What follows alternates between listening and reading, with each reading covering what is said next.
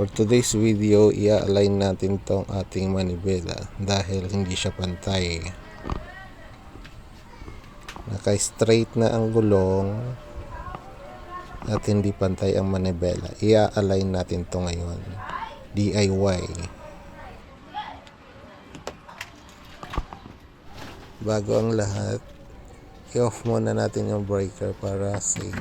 Yan ang sabi ng ating taga-Inwaw. Pag magagawa tayo ng maintenance, kailangan i-off itong breaker. I-off lang natin tong breaker.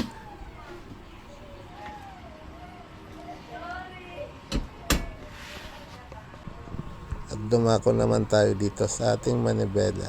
Tatanggalin lang natin to, sungkitin lang natin ang kamay, dahan-dahan. Yan, natanggal na natin. Dahan-dahan lang ang pagtanggal. Alright.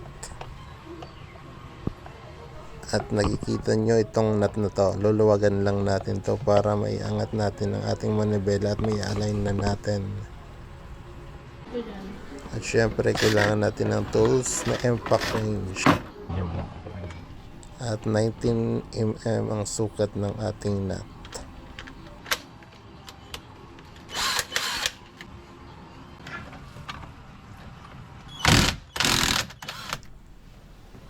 Alright, naluwagan na natin. Tanggalin natin tong nut at pwede na nating iangat ang ating manibela.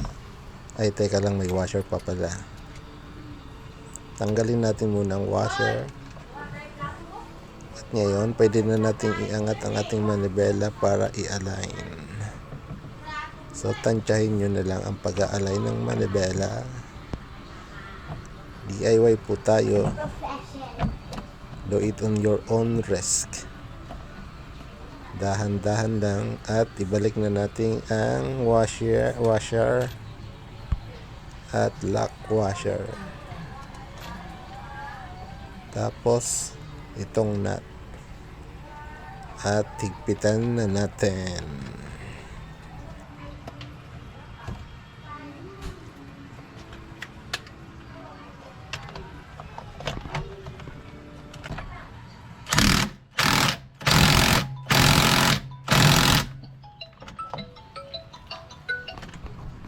At ibalik na natin tong busina. Dahan-dahan lang ang pagbabalik. So ayan, right. Okay na mga paps.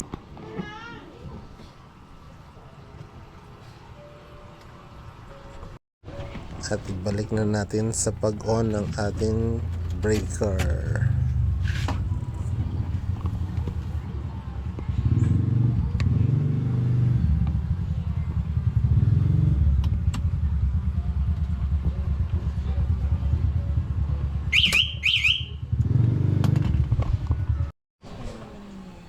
At ngayon, testing na natin ang ating manibela kung pantay na nga ba.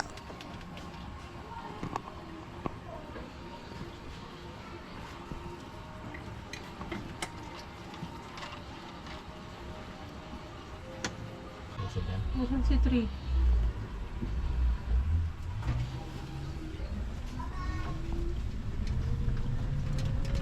Ano?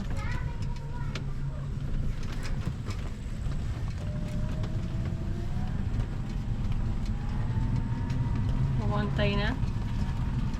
Wait lang. Antay sa straight. Straight.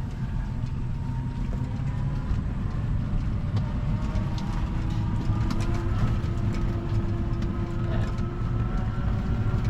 Medyo buwak parang nasobrahan nata. Nasobrahan naman. Dapat na yung konti. Diba parang mas okay siya ngayon?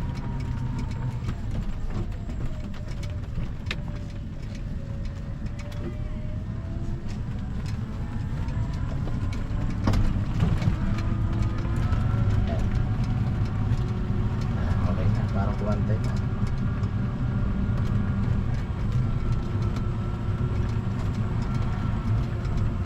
So, okay na, no?